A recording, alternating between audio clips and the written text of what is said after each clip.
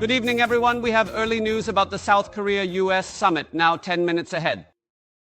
The first South Korea-U.S. summit avoided anticipated pitfalls and was not a failure. However, quite a bit still remains to tackle.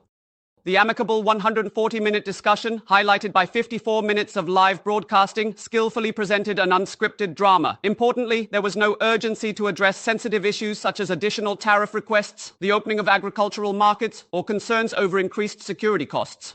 We will now bring you an in-depth report on the achievements and challenges. First, reporter Seon has the details.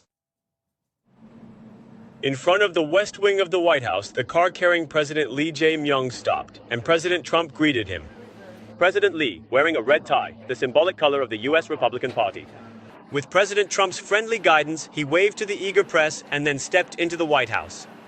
In the Oval Office, the presidential office, the two leaders gave opening remarks and held a Q&A session with reporters, followed by a working lunch that extended beyond the scheduled time to over 140 minutes.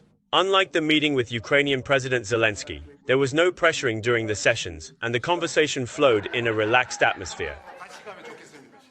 And I look forward to it, and it's a great honor to be with you, and congratulations on your election. That was a big one, and we're with you 100%. Thank you. The two leaders are reported to have reached a broad agreement on key issues, including long-standing, sensitive, and highly complex trade negotiations, the biggest agenda item.